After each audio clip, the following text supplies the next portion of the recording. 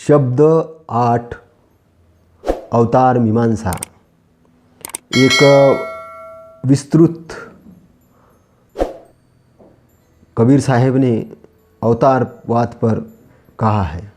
हमने अवतारवाद का रहस्य करके एक इसका पाठ बना भी चुके हैं, लेकिन हमें ऐसा लगा कि अवतारवाद पर वो परिपूर्ण नहीं है, इसीलिए हमने इसके पार्ट नंबर 2 पे विस्तृत व्याख्या करने की सोची और इसलिए इसकी विस्तृत व्याख्या आपके समक्ष प्रस्तुत करने जा रहे हैं।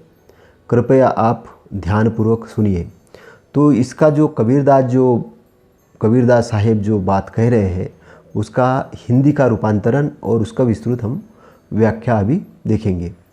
तो कबीर साहब अवतारवाद के संबंध में कहते हैं कि जो शरीर धारण करता और छोड़ता है, जन्मता और मरता है, इस प्रकार आता और जाता है, वह माया में आसक्त संसारी जीव है।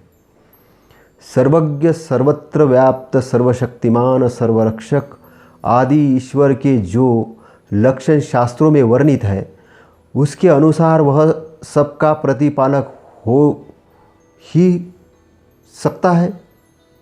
उसका स्वभाव तो क्रूर नहीं हो सकता है। वह सर्वत्र व्याप्त होने से उसे न कहीं जाने की आवश्यकता है और न कहीं आने की।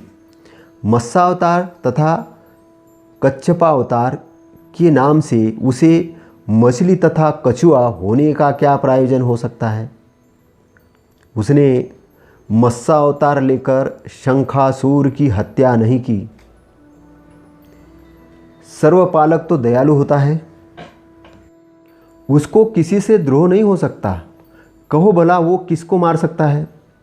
उस ईश्वर ने सुअर बनकर तथा हिरण्यकश्यप से पृथ्वी छीनकर अपने मुख में धारण कर लिया और उससे बहुत काल तक युद्ध कर अंत में उसकी हत्या कर दी।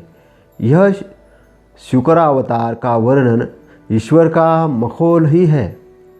वस्तुतः ईश्वर न वराह हुआ, न पृथ्वी को मुख में धारण किया। यह सब काम ईश्वर का नहीं हो सकता। संसार के लोग ईश्वर को अवतार लेने वाला बताकर झूठी बातें करते हैं। कहते हैं ईश्वर खंबा फाड़कर तथा नरसिंह अवतार लेकर प्रकट हो गया और हिरण्यकश्यप का पेट फाड़कर उसे मार डाला। इस बात पर बहुत से भोले विश्वास करते हैं, परंतु ऐसा नाटक करने वाला ईश्वर नहीं हो सकता। ईश्वर ने वामन रूप धारण कर और राजा बलि से 3 पग पृथ्वी मांगकर तथा उन्हें धोखा देकर उनका राज्य ले लिया। यह ईश्वर का काम नहीं है। मांगना जांचना तो मायावी असमर्थ जीवों का काम है, परंतु बिना विवेक अवतारवाद के भ्रम में पड़कर संसार के सारे लोग भटक रहे हैं। वस्तुतः मन के माया कल्पना यह अज्ञान ने जगत के लोगों को भटका दिया है। ईश्वर ने ही परशुराम बनकर हाय वंशीय क्षत्रियों की 21 बार सामूहिक हत्या की है। यह कहना बिल्कुल गलत है। परशुराम तो क्रोधी होने से मायावी जीव थे। क्रोधाभिभूत होकर रक्तपात करने वाला तो मायावश होकर अपने आप को ही छल रहा है। भक्ति का अवलंब तो राग द्वेष से पूर्णता मुक्त पुरुष सद्गुरु है। मारकाट करने वाले संसारी जीव नहीं, परंतु भ्रांत लोग यह रहस्य नहीं जानते और वो जीवों को अवतारवाद का मिथ्या उपदेश देते हैं। अनंत विश्व ब्रह्मांड के रचयिता ईश्वर थे। दशरथ पुत्र श्री राम बनाकर सीता से विवाह नहीं किया। अनंत विश्व ब्रह्मांड के रचयिता ईश्वर ने दशरथ पुत्र श्री राम बनकर सीता से विवाह नहीं किया और न उसने सीता के उद्धार के लिए समुद्र पर पत्थर का पुल ही बनवाया। ये तो जो राघवेंद्र श्री रामचंद्र को एक ईश्वर मानकर उसका भजन पूजन करता है, वह विवेक का उपयोग नहीं करता है। ईश्वर कृष्ण बनकर गोपी ग्वालों के बीच गोकुल में नहीं आया और न उसने कंस की हत्या की। क्योंकि ईश्वर तो सबके ऊपर कृपा करने वाला होगा। ये तो उसने न किसी पर विजय पाई और न वो हारा होगा। पंडित लोग कहते कि ईश्वर ने बुद्ध रूप में अवतार लेकर और असुरों को वेद तथा वैदिक कर्मकांड से वंचित कर उन्हें पतित कर दिया। इसका मतलब यह है कि बुद्ध तो ईश्वर है और बौद्ध पतित असुर है। कबीर साहब कहते हैं कि यह बौद्ध मत को गिराने के लिए पंडितों की चाल है। बुद्ध को ईश्वर का अवतार कहना झूठी बात है। न ईश्वर बुद्ध हुआ, न उसने असुरों को पतित किया। जड़ चेतनात्मक विश्व सत्ता का वास्तविक बोध न होने से लोग एक जगतकर्ता ईश्वर का भ्रम खड़ा करते हैं और उसके बाद अपने स्वार्थ साधने के लिए नाना अवतारों की कल्पना करते हैं। वस्तुतः मनुष्य के मन में ही माया ने ही भ्रम करके रखा है। वह ईश्वर तथाकथित कल की अवतार नहीं लेगा और न कलिंग देश के राजा की हत्या करेगा। छल करना, जबरदस्ती करना, यति सती के चरित्र भ्रष्ट करना, यह सब ईश्वर का काम नहीं है, अपितु मायावी जीवों का ही काम है।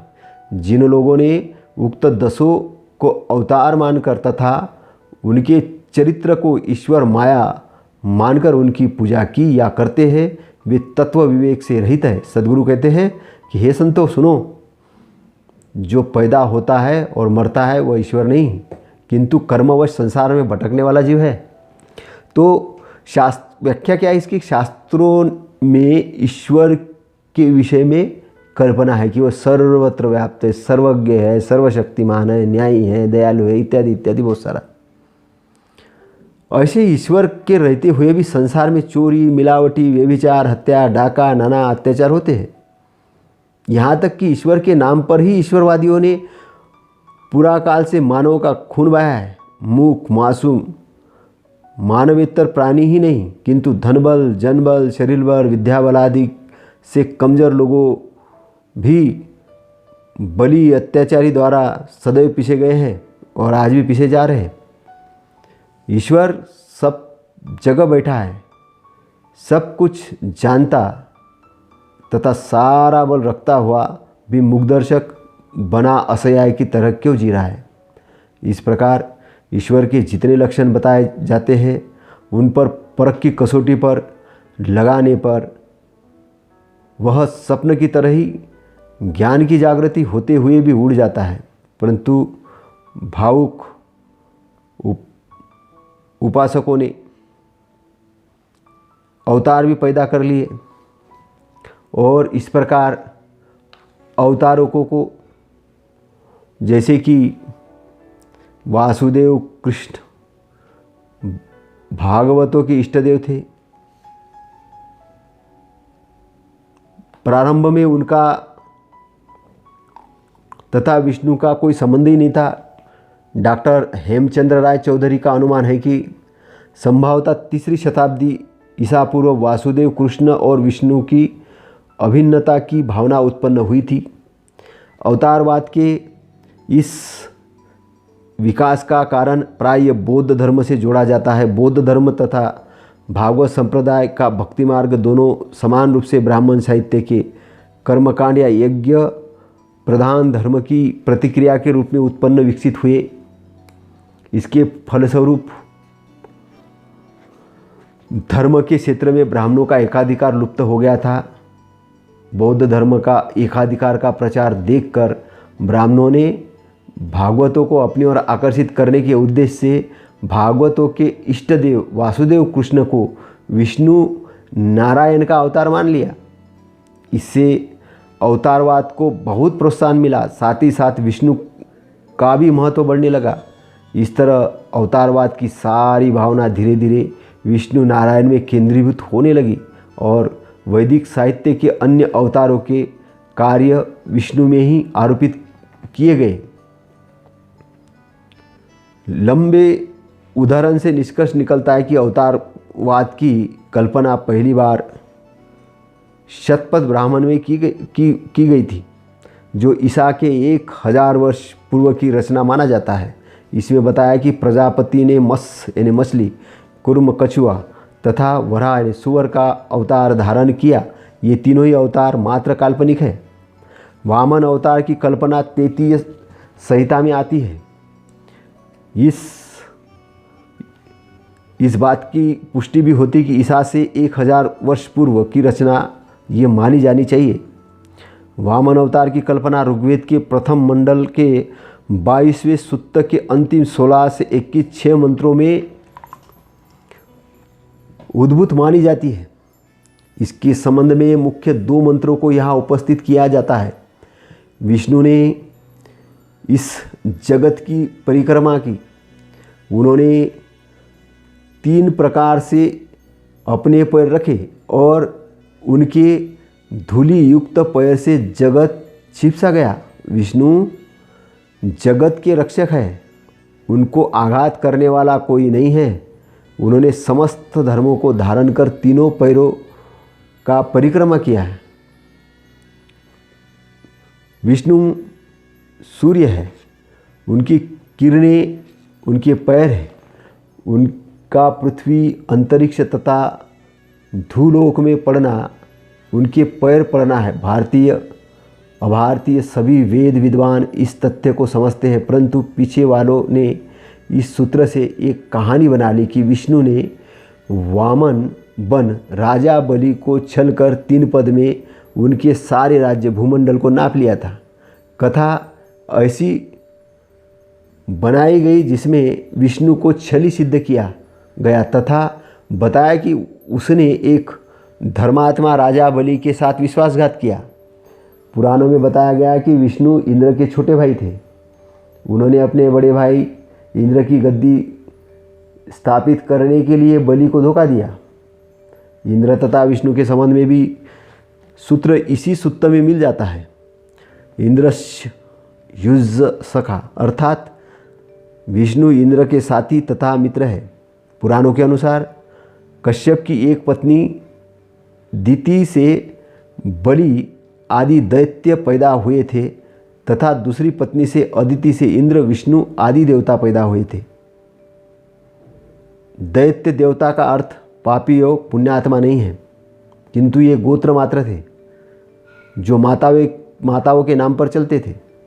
देवता तथा दैत्य दोनों में अच्छे बुरे होते थे, बल्कि देवता अधिक विषयी पामर होते थे और दैत्य संयमी।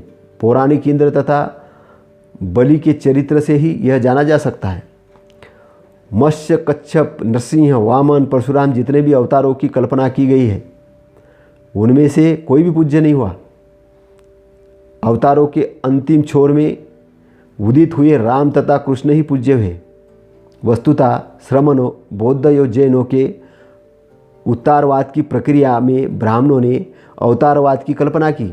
जैनों तथा बौद्ध में महावीर यो बुद्ध 2 महान पुरुष हुए।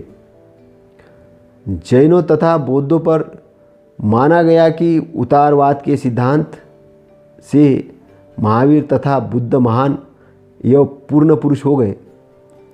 ये स्वाभाविक कथन है। इसके उल्टे ब्राह्मण परंपरा में अवतारवाद का विकास हुआ कि पूर्ण परमात्मा उतरकर साधारण मनुष्य बन गया। पहले कृष्ण का अवतार बना लिया गया और गीता में कृष्णा अवतार पूर्ण विकसित हुआ। तब तक राम के विषय में अवतार की मान्यता नहीं थी। उन्हें तब तक केवल एक वीर धनुधारी माना जाता था। इसलिए गीताकार ने श्री कृष्ण के मुख से श्री राम के लिए कहलवाया, राम शास्त्र भृतामह, अर्थात मैं शस्त्रधारियों में राम हूँ। तार्किक अध्येताओं के मतानुसार ईसा के 400 वर्ष पूर्व तक कृष्णावतार की कल्पना हो चुकी थी तथा रामावतार की कल्पना ईसा से 200 वर्ष पूर्व हुई, परंतु तब तक रामादि चारों भाइयों को विष्णु का केवल अंशावतार माना गया। राम को पूर्ण परब्रह्म तो ईसा के 1200-1300 वर्ष बाद बनाया गया और उसके फल में अध्यात्म रामायण बनी। फिर ईसा के 1600 वर्ष बाद गोस्वामी तुलसीदास जी के द्वारा मानस की रचना हुई, जिसमें श्री राम को सभी ऋषि मुनियों का पूज्य तथा अनंत ब्रह्मांड नायक परब्रह्म मान लिया गया। इस प्रकार अवतारवाद की वेदों में तो कोई गुंजाइश नहीं है। पीछे के साहित्यों में मछली, कछुआ, सूअर, नर पशु आदि की अवतार रूप में कल्पना होती गई और बहुत पीछे कृष्ण तथा राम को अवतार मानने की बात प्रचलित हुई। ऊपर का विवेचन साहित्य में अवतारवाद के विकास पर हुआ। अब यह विचारना है कि अवतारवाद तर्क में क्या टिकता है।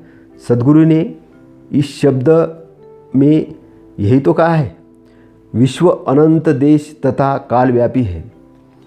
विश्व के मुख्य दो घटक जड़ और चेतन है। उनमें उनके अपने गुण धर्म अंतर्निहित है। उन्हीं से जगत की व्यवस्था अनादिकाल से अबाध गति से चल रही है। इसमें इनसे पृथक किसी ईश्वर की कल्पना करना वस्तु तथ्य को न समझने का परिणाम है। परंतु यदि हम थोड़े समय के लिए मान भी ले कि एक सर्वसमर्थ सर्वव्यापी ईश्वर है, तो उसे अवतार लेकर यह देह धारण कर संसार में कुछ करने के लिए आने की आवश्यकता नहीं है। जिसके निमेष उन्मेष से अनंत विश्व ब्रह्मांड की उत्पत्ति तथा प्रलय माने जाते हैं, उसे किसी कीट सदृश प्राणी को मारने के लिए देह धारण कर जीवन भर संसार में उलझना पड़े, यह एक हास्यास्पद धारणा है। कहते हैं शंकासुर नाम का एक राक्षस था। वह ब्रह्मा के यहाँ जाकर वेदों को चुरा लाया और उसे समुद्र में छिपा दिया। यह तो विष्णु ने वेदों को पुण्य प्राप्त करने के लिए मत्स्यावतार धारण किया और समुद्र में जाकर शंकासुर को मार गिराया तथा वेदों को वहाँ से ले आया। कबीर देव कहते हैं कि यह सब गलत है। ईश्वर तो दयालु बताया जाता है, वह किसी को मारने क्यों जाएगा। उसे किसी से द्रोह नहीं है। वह तो किसी को अपने स्वप्रेरणा मात्र से बदल सकता है। पंडित जन बताते हैं कि हिरण्यक्ष ने इस पृथ्वी को ले जाकर टट्टी में छिपा दिया था। ये थे विष्णु सूअर बनकर अपनी थुथुन मुंह से पृथ्वी को टट्टी से निकालकर ऊपर ले आए। हिरण्यक्ष सो रहा था। वह जागकर शुक्रावतार भगवान से लड़ने लगा। बहुत दिनों तक युद्ध चला। अंत में सूअर भगवान ने हिरण्यक्ष को मार गिराया और पृथ्वी का उद्धार किया। सद्गुरु कहते हैं इस ईश्वर को सूअर बनकर न युद्ध करने की आवश्यकता हो सकती है और न पृथ्वी को मुख से उठाने की। पृथ्वी तो अपनी धारणा योग गुरुत्वा शक्ति से स्वयं धारित है। सूअर बनना, पृथ्वी उठाना, युद्ध करना आदि काम साहेब के नहीं हैं। संसारी लोग झूठी झूठी बातें उड़ाते हैं। कहते हैं हिरण्यकश्यप अपने पुत्र प्रहलाद को विष्णु की भक्ति करने से रोकता था और वह बलात् विष्णु की भक्ति करता था। इसलिए हिरण्यकश्यप ने अपने पुत्र प्रहलाद को काफ़ी दंड दिया। अंत में उसे लोहे के गर्म खंभे से बंधवा दिया। तो ईश्वर नर तथा सिंह का मिलित रूप बनाकर तथा खंभा फाड़कर निकल आया और हिरण्यकश्यप को मार डाला। कबीर साहब कहते हैं कि इस कथा पर सबको बड़ा विश्वास है। खंभ फोरी जो बाहर हुई ताही पति जे सब कोई, परंतु हीरा नाकुश नख वोद्र विदारा सो करता नहीं हुई। वह भला सर्वसमर्थ सर्वत्र व्याप्त ईश्वर हो सकता है जो किसी की बुद्धि अपनी स्वयं प्रेरणा से न बदल सके और नर पशु बनकर हत्या करना ही उसका चारा रह जाए। ईश्वर ने एक प्रहलाद को बचाने के लिए खंबा फाड़ डाला, परंतु चंगेज खा, नादिर शाह, गजनबी, मिलावटखोरों, जमाखोरों, घूसखोरों, रक्तचूसकों, शोषकों, निर्बल पीड़ितों आदि को मारकर जनता की रक्षा के लिए उसने आज तक कोई खंबा नहीं फाड़ा।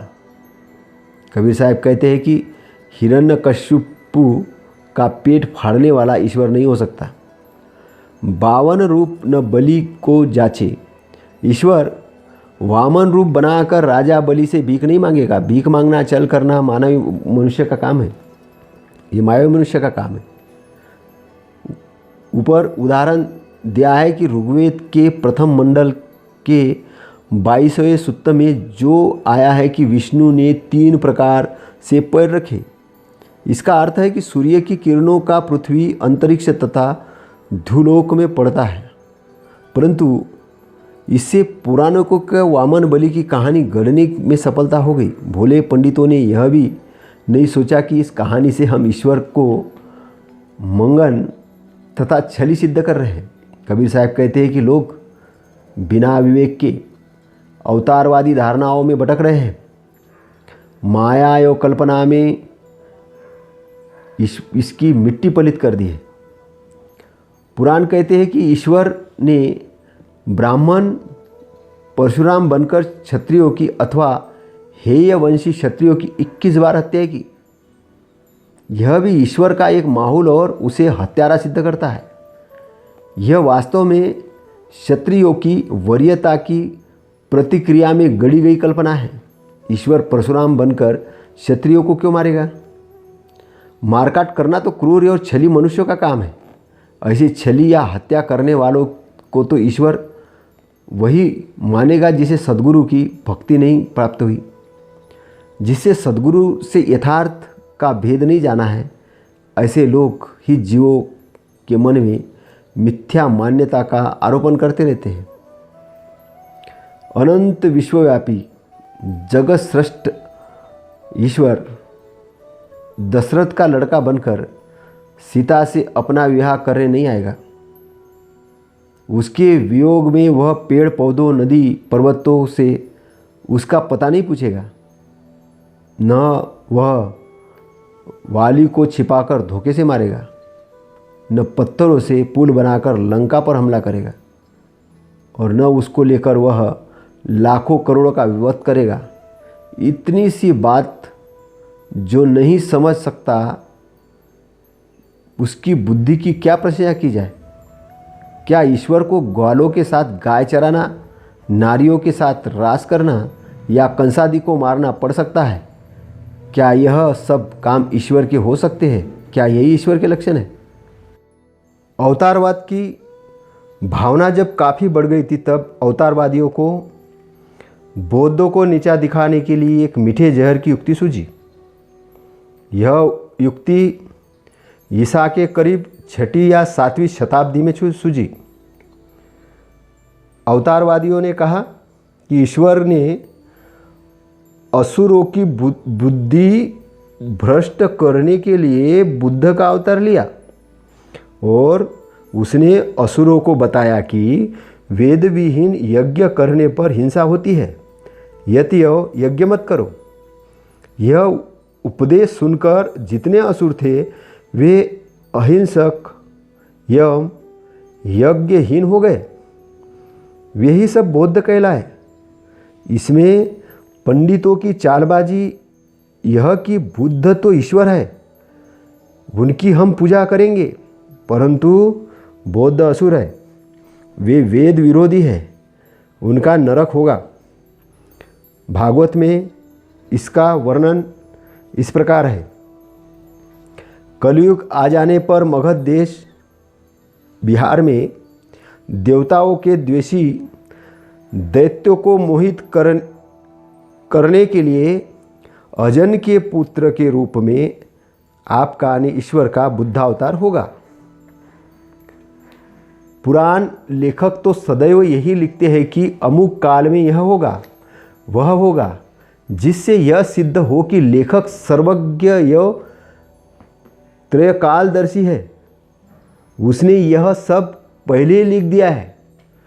परंतु उक्त श्लोक का लेखक ऐसा सर्वज्ञ तथा त्रयकालदर्शी था कि इतना भी नहीं जानता था कि बुद्ध गोरखपुर के भी पश्चिमोत्तर लुम्बिनी में पैदा हुए थे, पूर्व दक्षिण मगध में नहीं।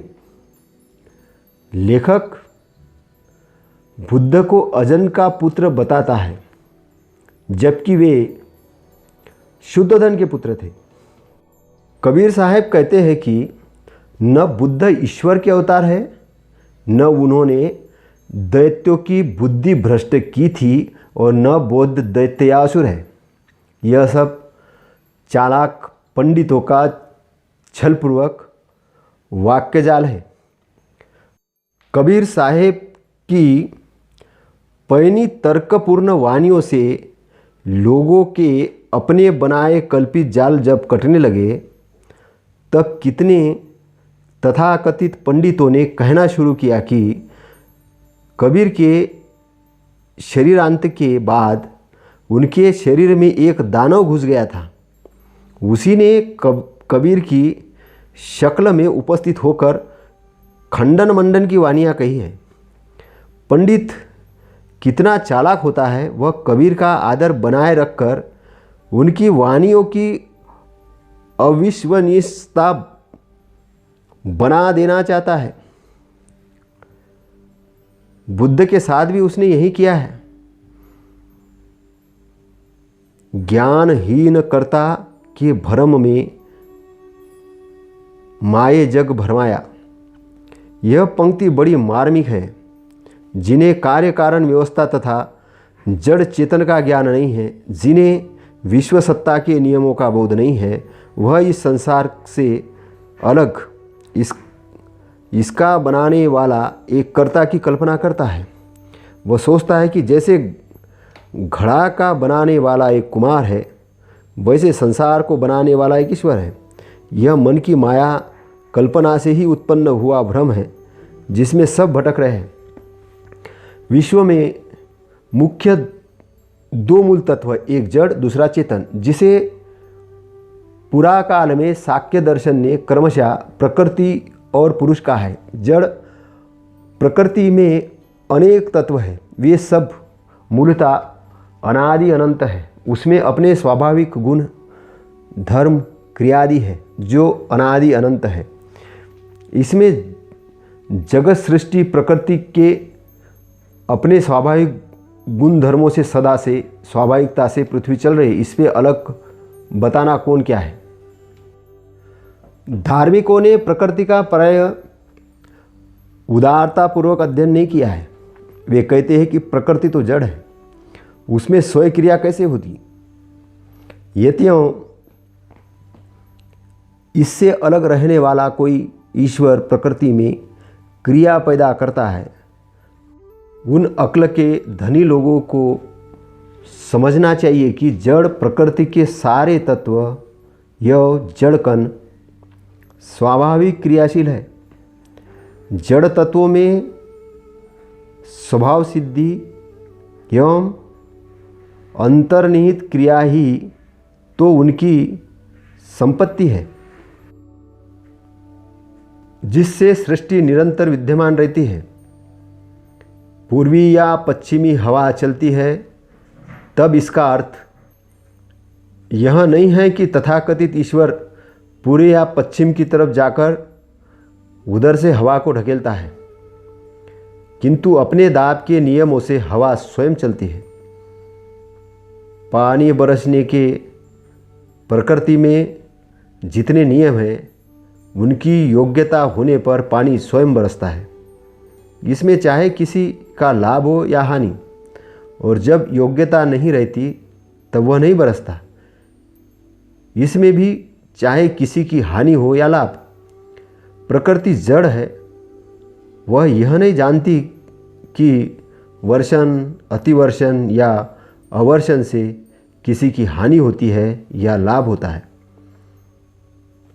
तो कभी कभी हम देखते हैं कि कभी बहुत वर्षा हो जाती है, कभी बहुत कम वर्षा हो जाती है, कभी बाढ़ से कहीं कहीं त्राही हो जाती है। क्या यह सब दयालु, सर्वज्ञ तथा सर्वशक्तिमान ईश्वर कर रहा है? भक्त लोग ईश्वर की इतनी दुर्दशा क्यों कर रहे हैं? झरने तथा नदियाँ ईश्वर की प्रेरणा से बहते हैं। चांद, सूरज, तारे उसी के इशारे पर चलते हैं, चमकते हैं। फूल वही खिलाता है, पानी वही बरसाता है। भूचाल, दावाग्नि, ज्वालाग्नि सब ईश्वर की प्रेरणा से के फल है। ये सारी कल्पना के कूड़ा कवाड़ मनुष्य की अज्ञान, पक्षपात एवं अंधविश्वास के फल है। जड़ प्रकृति अपने अंतर्निहित गुण क्रियाओं से स्वयं समर्थ है, जिससे सृष्टि क्रिया निरंतर चलती रहती है। जड़ प्रकृति से मूलतः सर्वथा भिन्न असंख्य अविनाशी चेतन जीव अपने कर्मवश देह धरते छोड़ते हैं रहते हैं। उनमें से जो सत्संग में आते हैं और उनका आचरण अच्छा हो जाता है, स्वरूप स्थिति में आ जाते हैं, और स्वरूप स्थिति में आने के कारण वो अपने अंदर से जब शुद्ध हो जाते हैं, मुक्त हो जाते हैं, तब इसके लिए अलग से किसी ईश्वर की आवश्यकता नहीं है। परंतु सद्गुरु का वचन सच है, ज्ञानहीन कर्ता के भर में माये जग भरमाया। वास्तविकता में ज्ञानहीन लोग कर्ता के भ्रम में पड़े रहते हैं। इनके मन की माया ने, इनके मन की कल्पना ने इनकी मिट्टी पलित कर दी है।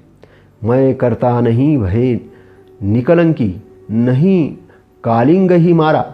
पंडितों की कल्पना है कि वह ईश्वर कलयुग के अंत में कलिंग देश के राजा या दुष्ट रजवाड़ों को मारने के लिए कल की नाम से अवतार लेगा और तलवार तथा घोड़ों पर बैठकर दुष्टों पर हमला करेगा।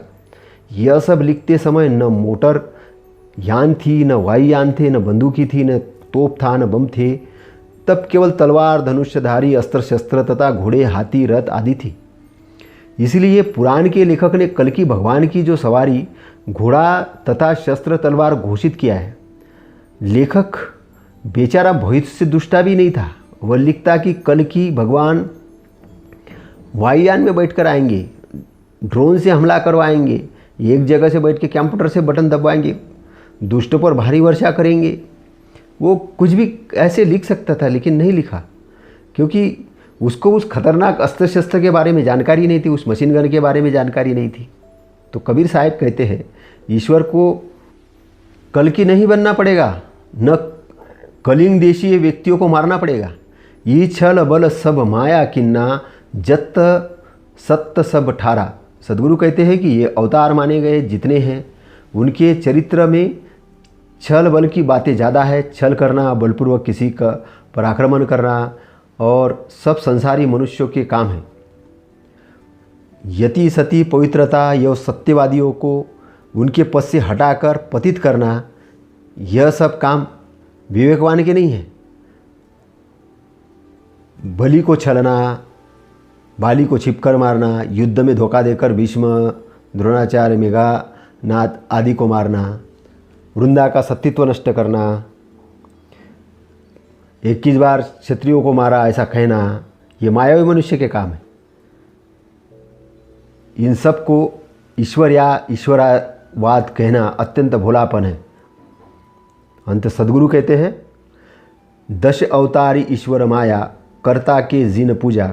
कही कबीर सुनो हो संतो, उपजे खपे सो दूजा। अर्थात जो अवतार है, 10 अवतार है, इसकी कल्पना करना, उन्हें किसी सर्वसम्मत ईश्वर की माया बताना और उन कल्पित अवतारों की पूजा करना, पूजा करवाना, ये सब सत्य ज्ञान से रहित लोगों के काम है।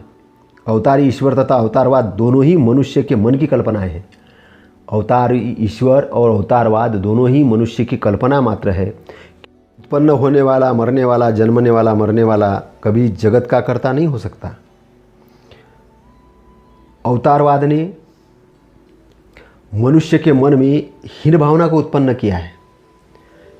यहाँ तक देश और धर्म पर संकट आने पर अवतारवादी उसके निवारण के लिए स्वयं यत्न नहीं करता। वह सोचता है कि हम तुच्छ जीवों में क्या बल है, जो कुछ कर रहा है और कर सके, जब अधिक संकट पाप बढ़ जाएगा तब ईश्वर अवतार लेकर स्वयं सब काम कर देगा। जब सोमनाथ के मंदिर पर आक्रमण हुआ और उसमें लूट की गई, तब पुजारियों ने क्या किया? कोई यत्न नहीं किया, भगवान भरोसे पे हाथ पे हाथ धरे बैठे रहे। उसका परिणाम हुआ कि करोड़ों की संपत्ति लूट गई, मंदिर ध्वस्त हुए। तो ये क्यों हुआ? क्योंकि अवतारवाद ने व्यक्ति को पंगु बना दिया। अवतारवाद ने व्यक्ति को पंगु बना दिया। वो ईश्वर के भरोसे पे बैठ गया और अपने आप को ये समझने लग गया कि मेरे में तो कुछ भी नहीं है भैया, मैं क्या करूं।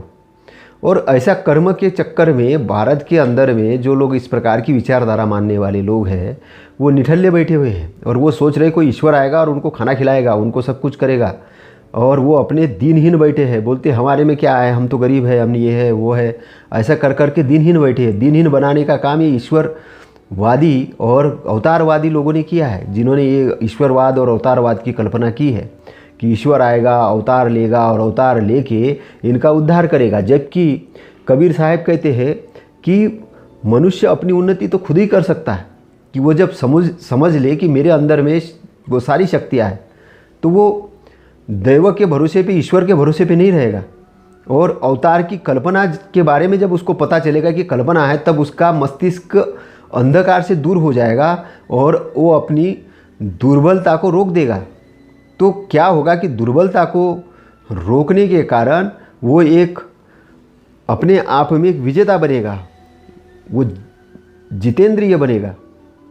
वो ऐसा कूपन नहीं रहेगा कि कुछ भी विचार कर रहा है, भैया मेरे से कुछ नहीं होता है ना, और विपरीत विषयों में आसक्त नहीं रहेगा। उसको लगेगा, पता चलेगा कि मेरी अपनी जिम्मेदारी है तो मुझे गलत नहीं करना, गलत का परिणाम गलत होता है। तो आदमी क्या होगा कि डिसिप्लिन वाला हो जाएगा, क्योंकि उसको मालूम है कि मेरे अच्छाई और मेरे बुराई का कर्म मुझे ही भोगना है। तो वो क्यों चाहेगा जानबूझ के? आज क्या हो रहा है कि उसको लगता है कि ईश्वर मेरे साथ है, मैं गलत काम करूँ तो इसलिए चोर जब चोरी करने जाता है तो मंदिर में पहले पूजा करता है, बोलता है मुझे बचा लेना। और कहीं कहीं तो ऐसे डाकू चोर लोग हैं कि जो साल भर गड़बड़ करते हैं और साल के अंत में एक कथा करवाते हैं और बोलते हैं कि हमारे पूरे पाप धुल गए साल भर के। कुछ लोग मंदिर बनाते, बोले हमने ईश्वर का मंदिर बना दिया और बस हमारे पूरे पाप धुल गए। और ये मानव के साथ में, इंसानों के साथ में गलत व्यवहार करते, किसी को अछूत मानते, किसी को ये मानते, उच्च जाति वाला मानते, धार्मिक दंगे करवाते हैं। क्यों? क्योंकि उनको लगता है कि कोई ईश्वर हमको करवा रहा है। और जो ईश्वर नाम पे जो अवतारवाद की परिकल्पना करने वाले जो लोग हैं, वो लोग क्या करते हैं? वो लोग ऐसे मूढ़ लोगों से गलत काम करवाते हैं। तो ये जन जागरण का विषय है कि अवतारवाद कोई चीज़ नहीं है, बुद्ध कोई विष्णु के अवतार नहीं है, कोई श्री राम कोई अवतार नहीं है, कृष्ण कोई अवतार नहीं है, कबीर साहब के नज़र में बुद्ध कोई अवतार नहीं है। तो कबीर साहब क्या कह रहे हैं कि आप ही अपना जब उद्धार करते हो, आप सही रास्ते पे जाते हो, तो आप ही एक अच्छे व्यक्ति बन जाते हो। आपका उद्धार करने वाला कोई ईश्वर नहीं आने वाला, ना ऊपर से कोई गॉड आने वाला, ना कुछ आने वाला। आपको अपने कर्म, अपनी चेतना के माध्यम से अपने आप को सही रास्ते पे लगाना होगा, तब आपका कल्याण होगा। और आपको ये अंधविश्वास वाली भ्रांति से निकलना होगा और पृथ्वी के नियमों को समझना पड़ेगा कि ब्रह्मांड के जो नियम है, कार्य कारण के सिद्धांत को समझना पड़ेगा। इसलिए जो अवतार मीमांसा है, ये जो अवतार मीमांसा है, कबीर साहब ने वैज्ञानिक दृष्टिकोण प्रस्तुत किया है। तो इस वैज्ञानिक दृष्टिकोण को गहनता से जांचिए, जानिए और फिर छानिए, फिर मानिए। क्योंकि हमारा समाज, हमारे लोग अवतारवाद में ऐसे डूबे हुए हैं कि कल्पित ईश्वर की कल्पना करके भ्रम में भटके हुए हैं और चालाक पुरोहितों के चक्कर में पड़कर अब वो पुरोहित तो गलत रास्ते में जा रहे, इनके पीछे ये भी जा रहे हैं। इसलिए पुरोहितों को भी समझाना है कि भैया अपना रास्ता बदलो, हम भी अपना रास्ता बदलेंगे और सब मिलजुल के एक भारत की उन्नति के लिए, विश्व की उन्नति के लिए काम करेंगे। जो भी कुछ है एक व्यक्ति के अंदर में है, जो भी कुछ अच्छाई है एक व्यक्ति के अंदर में है। जब वो व्यक्ति अपने अंदर की अच्छाइयों को जगाता है, जब अपने अंदर की अच्छाई को जगाता है और अपने आप को जब सतपथ पे लाता है, तब उसका उद्धार होता है। तो इसीलिए उसको अच्छे लोगों के संगति में रहना चाहिए, अच्छी चीज़ें पढ़ना चाहिए, अपने तर्क को डेवलप करना चाहिए, अपने कार्य कारण के सिद्धांत को डेवलप करना चाहिए, अपने विज्ञानवाद को डेवलप करना चाहिए, अंधविश्वास को बिल्कुल नहीं मानना चाहिए, कोरी कल्पना कथाओं से दूर हटना चाहिए और किसी डर भय के ज़बरदस्ती जो थोपे गए हैं उनसे दूर होकर विज्ञानवाद को अपनाकर अपना उद्धार करना चाहिए। अपने उद्धार के साथ में दुनिया का भी उद्धार करने के लिए काम करना चाहिए, अपने परिवार का उद्धार करने के लिए काम करना चाहिए, ताकि ये हमारा जीवन जो है ये फालतू में नहीं गुजर जाए, कोरी कल्पनाओं के अंदर, कोरी कहानियों के अंदर में और किसी के बहकाव में आकर। क्योंकि हमारे पास में जब सारी शक्तियाँ हैं, सारी चीज़ हम कर सकते हैं, तो हम अपने आप को क्यों नहीं जगाए, क्यों विद्वान नहीं बनाए, क्यों अपनी योग्यता को डेवलप नहीं करें और अपनी योग्यता को डेवलप करके क्यों नहीं आगे जाए, क्यों नहीं हम अपना भला करें, लोगों का भी भला करें और अपने संरक्षण के लिए काम करें, लोगों के संरक्षण के लिए काम करें, परिवार के संरक्षण के लिए काम करें और अच्छाई की स्थापना के लिए काम करें, एक नैतिक सिस्टम स्थापना करने के लिए काम करें। वो नैतिक सिस्टम ही दुनिया के लिए चलायमान है और उस सिस्टम के अंदर रह के हम काम करें। तो इसीलिए हम सबका दायित्व बनता है कि कबीर साहब के वाणी को गहराई से समझ के उसको अनुसरण करें, उसका पालन करें और आपका मंगल हो, आपका भला हो। इसी के साथ में ये अवतारवाद पर 2 शब्द समाप्त करते हैं। धन्यवाद।